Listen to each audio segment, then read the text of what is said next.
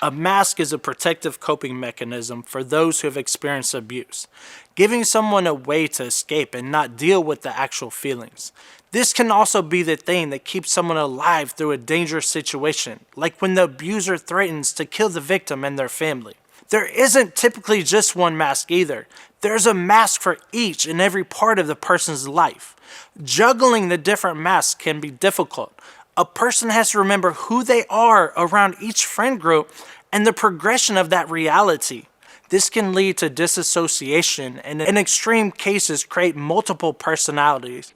To the person wearing the mask, it feels like the best way to protect themselves. Have you ever looked in the mirror and not known the person who was looking at you? That is how my life was as a kid. I didn't know who I was. The abuse I endured didn't allow me to be me. To survive, I had to create masks and personas. These were used to hide the hurt, pain, and loss. My friends, if that is what you would call them, knew nothing. I had to keep everyone at a distance so my family and I weren't killed.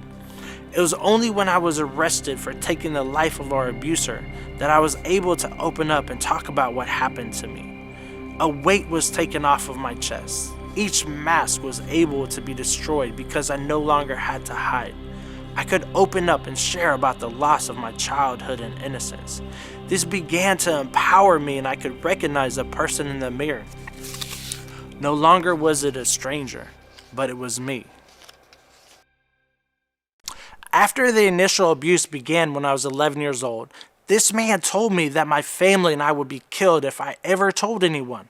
That statement alone had me fearful. But then he had told me that he had just gotten out of prison. Both of these things produced so much fear in me. How was my life ever going to be the same? It was never the same. I had to create a mask for those at school, church, sports teams, family, and for many different situations. I believe that no one could ever know what happened and was happening to me. I was going to protect all of those in my life. In trying to protect others, I lost myself. My mask had given me something to hold onto and believe in. I was going to church at that time, but didn't have a healthy relationship with God. I put my trust in myself to protect my family because I thought a good God wouldn't allow this to happen. I wrestled with this when I was at church and in youth group. I experienced so much love from the church I was attending, but it couldn't heal the hurt I was hiding. My mask allowed me to be anyone I wanted to be. I was the author of the story and held the pen each day. I could create stories that others would believe, and my acting brought it all to life. I even played lead roles in school and church plays in middle school and high school. One of the difficult things was when I had to express love. I didn't know what this really felt like. I knew what this distorted love was being shown by my abuser, but that was not love. It was all based in sexual gratification. I learned from TV shows and movies what it was like to express and show love, and that wasn't healthy either. It was November 1st, 1999. I had spent the weekend in the county jail looking at a murder charge after taking the life of my abuser.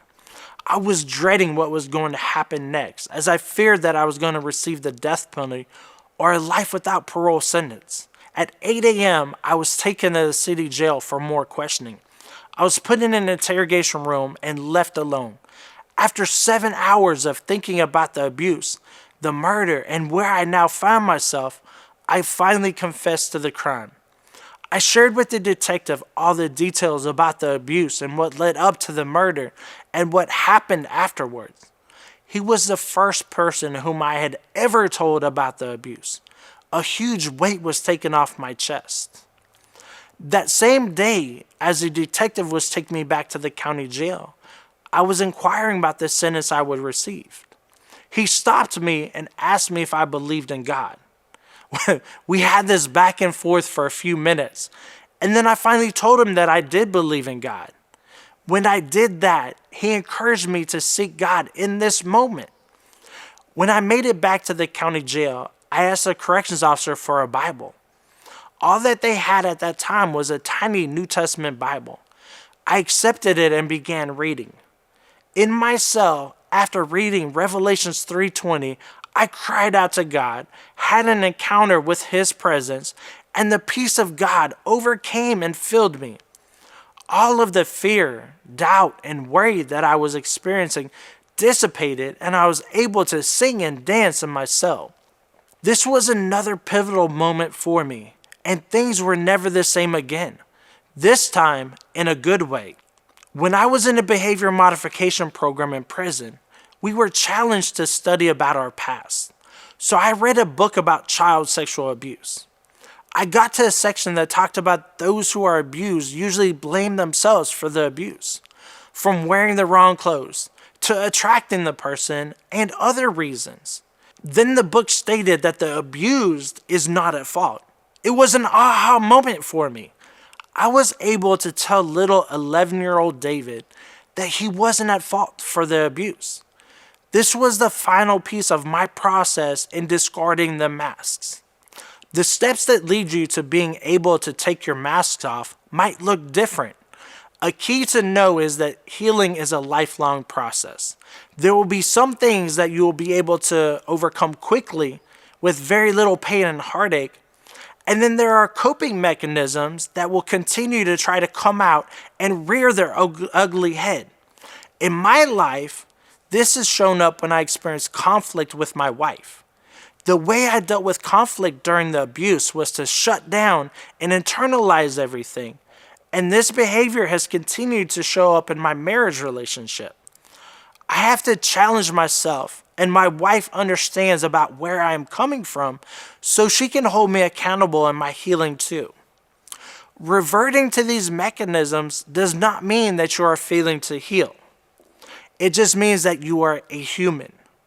You have been conditioned to act like this to protect yourself.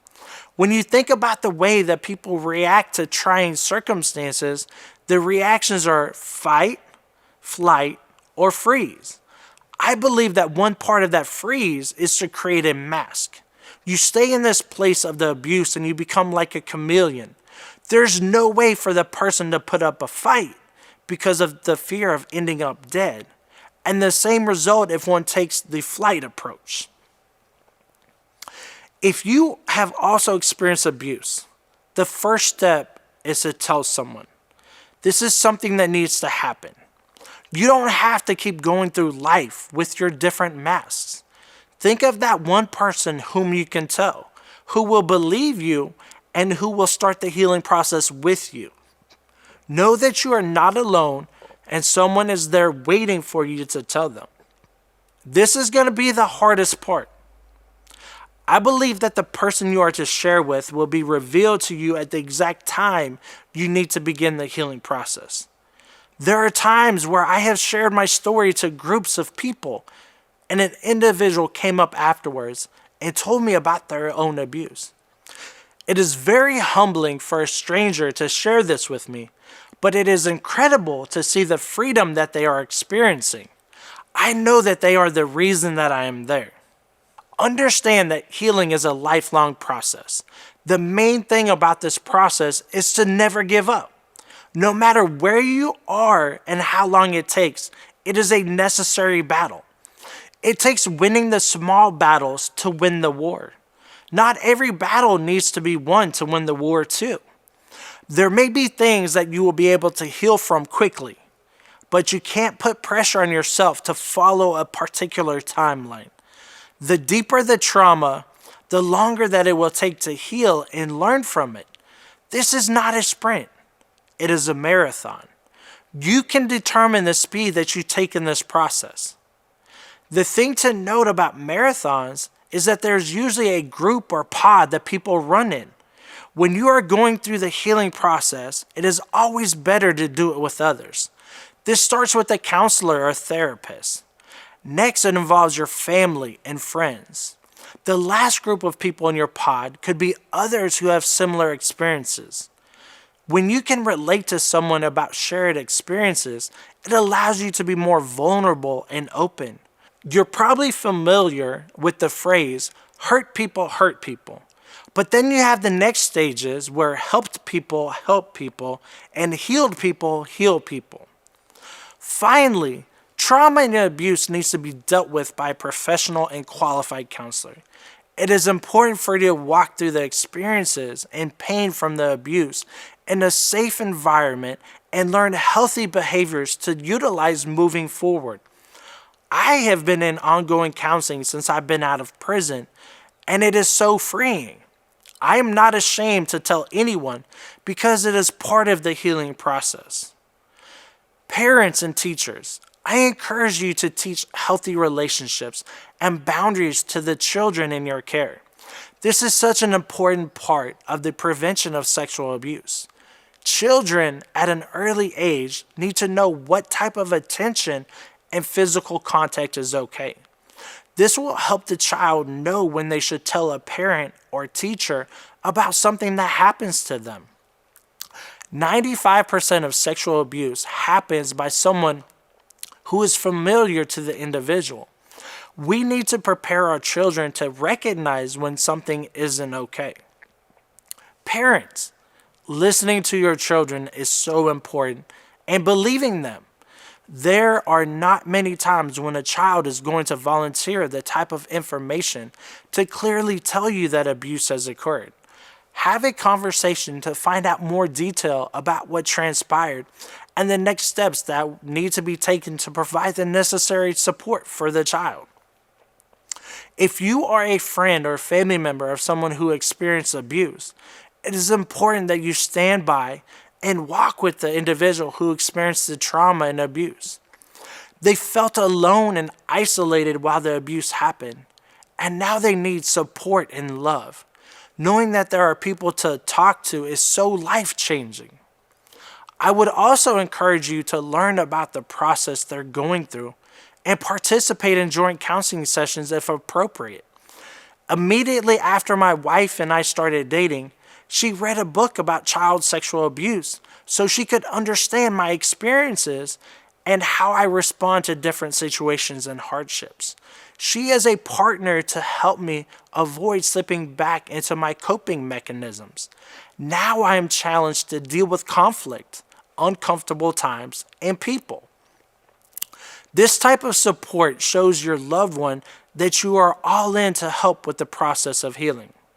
Those of you who have a mask on right now, it is okay to take it off.